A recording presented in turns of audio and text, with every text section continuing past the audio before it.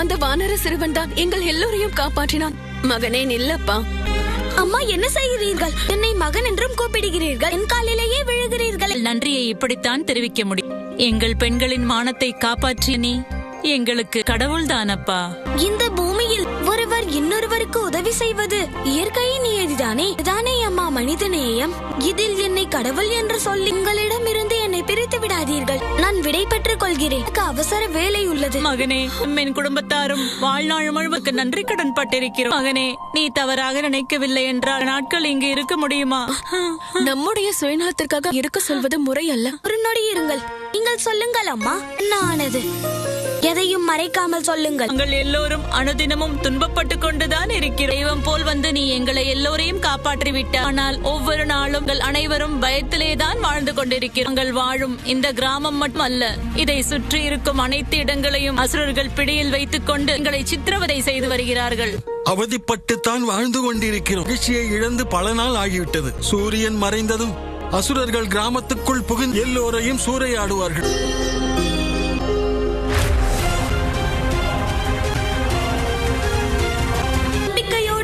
அம்மா எங்கும் செல்ல மாட்டார்கள்.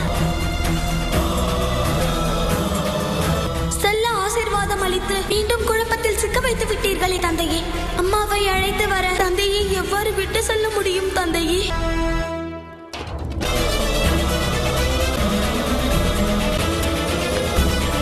சேனாதிபதி அவர்களே,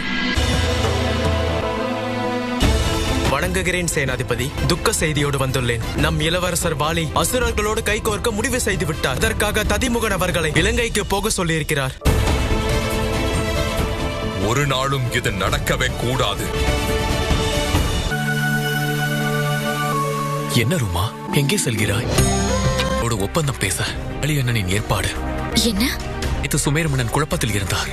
யாரிடம் கூறுவது என்று தெரியாமல் உன் தந்தையிடம் சென்று பேசினா அண்ணன் வருத்தப்படுவார்.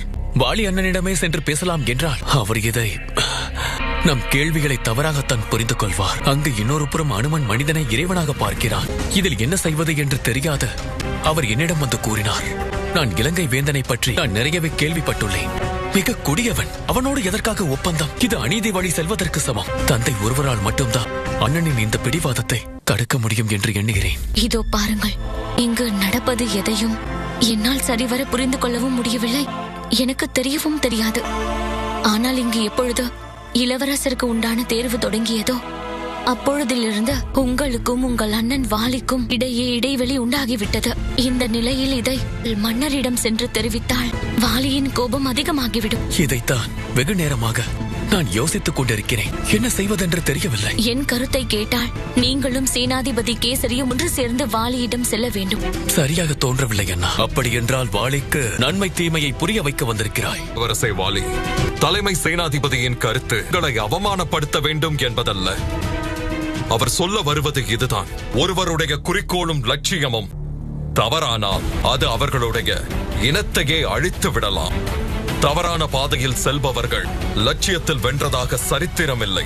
அண்ணா, ராவணனோடு உறவு வைத்துக் கொள்வது கிட்கிந்தையின் எதிர்காலமும் வானரர்களின் வாழ்வை கூட அழித்து விடும். அரசவையில் நடப்பதை உளவாளிகளை வைத்து தெரிந்து கொண்டீர்களா? தவறு ஒன்றும் கிடையாது. சொந்த அரண்மனையில் தொடங்குவதுதான் அண்டை நாடுகளில் செயலாக வெளிப்படும். அதோடு உளவு பார்ப்பதுதானே அரசியலின் ஆதாரமே, இல்லையா சுக்ரீவா? எப்படி என்ன இந்த நிலைமையிலும் உங்களால் ஆனந்தமாக சிரிக்க முடிகிறது என்கிறாயா? உங்கள் இருவரையும் பார்த்தால் சிரிப்புதான் வருகிறது. அதுவும் சுமேரு மன்னனைப் போல உன்னைப் போல புத்திசாலிகளுக்கு, அறிவாளிகளுக்கு என்னுடைய திட்டம் புரியவில்லை எனும் பொழுது மூட அசுரர்களுக்கு புரிந்துவிடுமா என்ன? அசுரர்களுடன் எவரும் நட்பு பாராட்டவும் வேண்டாம். அது நமக்கு சாதகமாகவோ இல்லை பாதகமாகவோ நமக்கு எதுவும் தேவையில்லை. நீ உன் தந்தைக்காகவும் தாய்நாட்டிற்காகவும் வாழப் போகிறாய். செய்த செயலில் எந்த தவறும் இல்லை என்பதை நீ நிரூபிக்க வேண்டும்.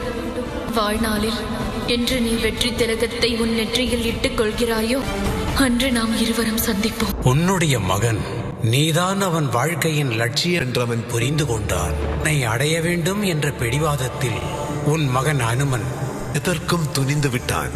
உன்னுடைய மகன் அனுமன் திருமாலின் அவதாரமான ராமனை உன்னை அடையும் வழியினை தெரிவிக்கும்படி நிர்பந்தித்தான். என்ன அவதாரம்? யார் ராமன்? அவர்தான் திருமாலின் அவதாரம். மும்மூர்த்திகளான நாங்கள் ஒருவருக்கொருவர் அவரவர்கள் வார்த்தையை இடிப்பவர்கள்.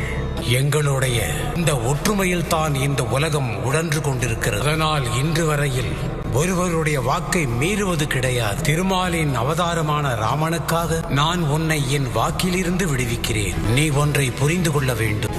வாக்கு எனும் விதைக்கு நாம் முறையாக நீர் பாய்ச்சினால் அது சுவையான கனியை தரும். அதை விடுத்து அதற்கு நீர் பாய்ச்ச மறந்துவிட்டால் அந்த இடமே தரிசு நிலமாகிவிடும்.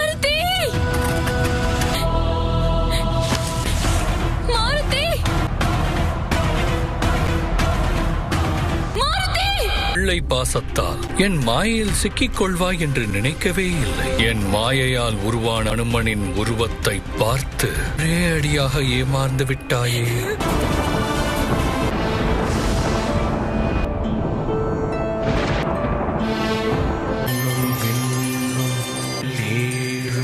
எம்பெருமான் சிவாய